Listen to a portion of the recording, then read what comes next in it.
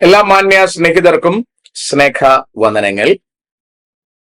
വസ്ത്രാലങ്കാരം ജോബി ഹാൽവിൻ എന്ന ഒരു ടൈറ്റിലിൽ ഒരു വീഡിയോ ചെയ്യുമ്പോൾ അതിന്റെ അർത്ഥം എന്താണെന്ന് എന്റെ ശ്രോതാക്കൾക്ക് പെട്ടെന്ന് മനസ്സിലാകാൻ സാധ്യത കുറവാണ്. എന്ന് പറഞ്ഞാൽ നമ്മൾ ഇന്ന് കണ്ടുവരുന്ന ഒരു പെന്തക്കോസ്ത് സിസ്റ്റത്തെ കുറിച്ച് ചില വാക്കുകളാണ് ഞാൻ ഈ വീഡിയോയിൽ സംസാരിക്കുവാൻ താല്പര്യപ്പെടുന്നത്. ആദ്യ കാലഘട്ടങ്ങളിലൊക്കെ പെന്തക്കോസ്ത് എന്ന് പറയുന്നത് പരിശുദ്ധാത്മാവിനാൽ നിറഞ്ഞ ഒരു ഗ്രൂപ്പിന് പറഞ്ഞിരുന്ന പേരാണ്. എന്നാൽ ഇന്ന് പരിശുദ്ധാത്മാവ് സഭയ്ക്കകത്തുണ്ടോ എന്ന കാര്യത്തിൽ സംശയമാണ്. സഭകൾ പ്രസ്ഥാനമായും മറ്റിതര സ്ഥാവര ജംഗമ വസ്തുക്കളുടെ സംരക്ഷകരായും ഒക്കെ മാറിക്കൊണ്ടിരിക്കുന്ന ഒരു കാലത്തിലാണ് നമ്മൾ ഇന്ന് വസിക്കുന്നത്. പെന്തക്കോസ്റ്റിനെ പെന്തക്കോസ്റ്റ് ആക്കി മാറ്റിയത്, അല്ലെങ്കിൽ മറ്റിതര നാമധേയ സഭകളിൽ നിന്നും വ്യത്യസ്തവും ശ്രേഷ്ഠവുമാക്കി മാറ്റിയത് പരിശുദ്ധാത്മാവിന്റെ അഭിഷേകവും നിറവും കൃപാവരങ്ങളുടെ പ്രായോഗികതയുമായിരുന്നു.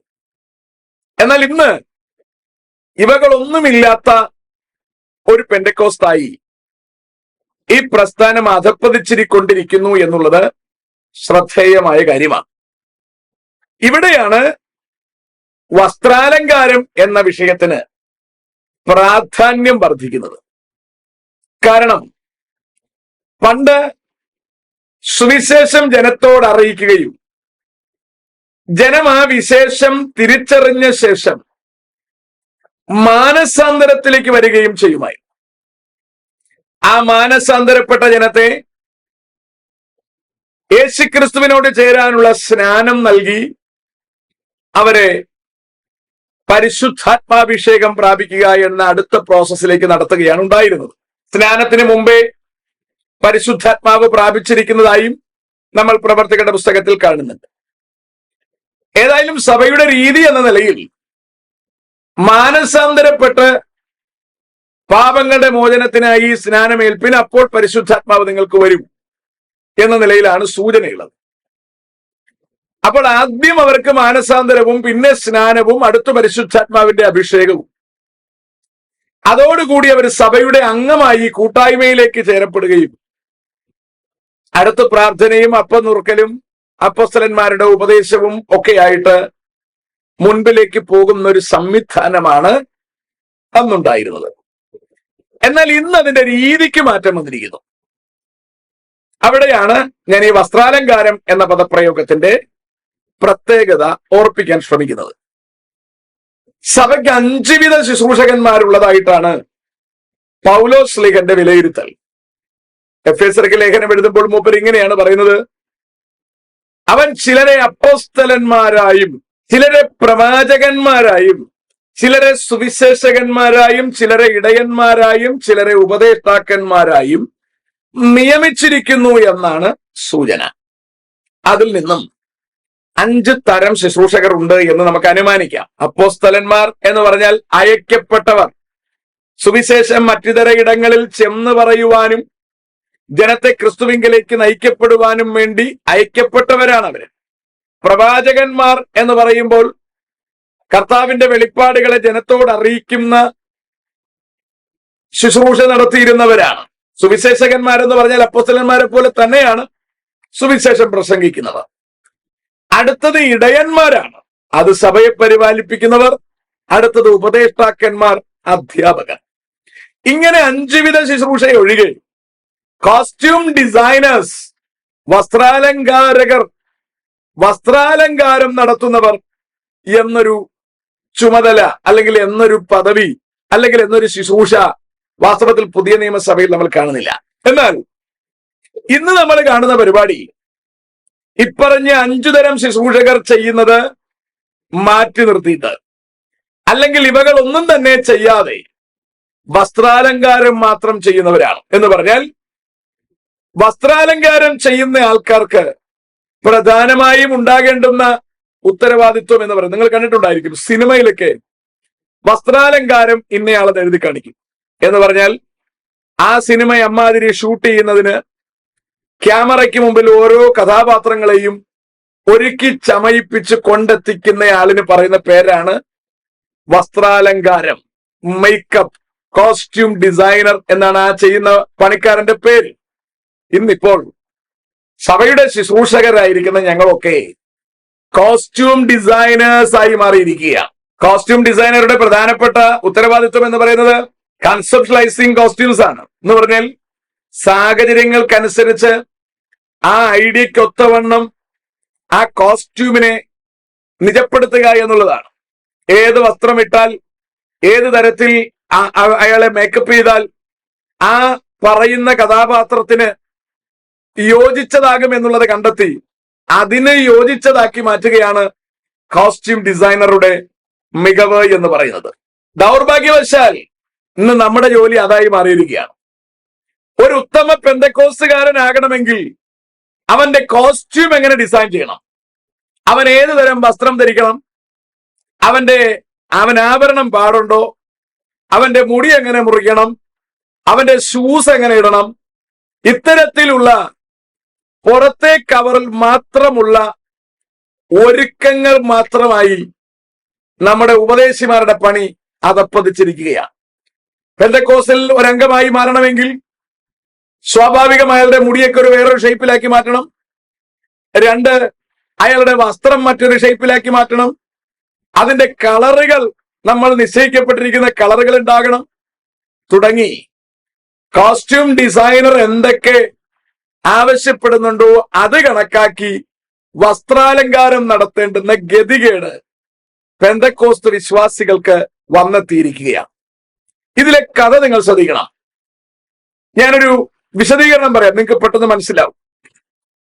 എന്ന് പറഞ്ഞാൽ, നമുക്കൊരു മുട്ട അടവച്ചാൽ, ഹാച്ചറി കൊണ്ട് നമുക്ക് അതിൽ നമ്മൾ വെച്ചാൽ, അല്ലെങ്കിൽ കോഴിയുടെ ചിറകിനടിയിൽ വെച്ചാൽ 21 ദിവസം, പല പക്ഷികൾക്കും പല കണക്കാണ്. നമ്മുടെ നാട്ടിലെ കോഴിയുടെ കാര്യം പറയാം. 21 ദിവസം നിശ്ചിത അളവിൽ അതിന് ചൂട് കൊടുത്ത് അതിനെ 21 ദിവസം എത്തുമ്പോഴത്തേക്കും അതിനകത്ത് ചുണ്ടും നഖവും നല്ല തൂവലുകളും ഒക്കെ ആയിട്ട് കോഴിക്കുഞ്ഞ് രൂപമായിരിക്കും. അടുത്ത ആ കോഴിക്കുഞ്ഞ് തന്നെ, അല്ലെങ്കിൽ അതിന്റെ ചുണ്ടിന്റെ ഭാഗം തന്നെ മുട്ടയുടെ തോട് കൊത്തി പൊട്ടിച്ച് ആ കുഞ്ഞ് പുറത്തേക്ക് വരുന്നതായി നമുക്ക് കാണാം. ഇവിടെ നമുക്ക് വേറെ ഒരു റോളും ഇല്ല. കൃത്യം അളവിൽ അതിന് ചൂട് കൊടുക്കുക, അല്ല കോഴിയുടെ കീഴിലാണെങ്കിൽ വേറെ ഒരു പണിയില്ല, വെച്ചു കൊടുക്കുക മാത്രം ചെയ്താൽ മതി. അതിന്റെ പുറകിൽ വേറെ പരാക്രമങ്ങൾ ഒന്നും നമ്മൾ ചെയ്യേണ്ടതില്ല. ആ കോഴി കുഞ്ഞായത് പുറത്തേക്ക് വരും. ഇതാണ് സുവിശേഷീകരണത്തിൽ സംഭവിക്കേണ്ടത്. നമ്മൾ ഭംഗിയായി വചനം പറഞ്ഞു കൊടുക്കുക, ജനത്തെ കൃത്യമായി ദൈവകൃപയിൽ ഉറപ്പിക്കുക, ജനത്തിന് സുവിശേഷം പറഞ്ഞു കൊടുക്കുക, പരിശുദ്ധാത്മാവ് അതിനകത്ത് ഇടപെടും, അവർക്ക് മാനസാന്തര അനുഭവം ഉണ്ടാകും, അവർ മാനസാന്തരപ്പെടും, അവർ സ്നാനത്തിലേക്ക് എത്തുമ്പോൾ സ്നാനം കൊടുക്കുക എന്നൊരു ഉത്തരവാദിത്വം മാത്രമേ നമുക്കുള്ളൂ. ഇതിന്റെ ഇടയിൽ എവിടെയും ഒരു വസ്ത്രാലങ്കാരം, ഒരു കോസ്റ്റ്യൂം ഡിസൈനിങ് നമുക്കില്ല എന്നുള്ളതാണ് വാസ്തവത്തിലുള്ള കാര്യം. പക്ഷേ നമ്മൾ ഇവരുടെ അകത്ത് ജീവൻ ഉണ്ടാകുവാൻ പരിശ്രമിക്കുന്നതിനേക്കാൾ ഉപരി അതിനുള്ള മിതമായ അളവിൽ ചൂടവിടെ കൊടുക്കുക എന്നതിനേക്കാൾ ഉപരി നമ്മളെ ആശങ്കപ്പെടുത്തുന്നത് നമ്മുടെ സംഘടനയ്ക്ക് യോജിച്ച തരത്തിലുള്ള കോസ്റ്റ്യൂം ഇവരെ ധരിപ്പിക്കുക എന്നുള്ളതാണ്. അവിടെയാണ് ഇതിന്റെ അപകടകരമായ നിലയിരിക്കുന്നത്.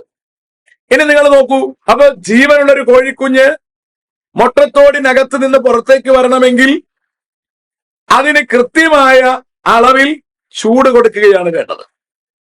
എന്നാൽ ഒരു കോഴിക്കുഞ്ഞിനെ നമുക്ക് ഉണ്ടാക്കണമെങ്കിലോ, എന്ന് പറഞ്ഞാൽ ഒരു ഡോൾ, ഒരു പാവ നമുക്ക് ഉണ്ടാക്കണമെങ്കിലോ ഫുൾ പണി നമ്മൾ തന്നെ ചെയ്യണം.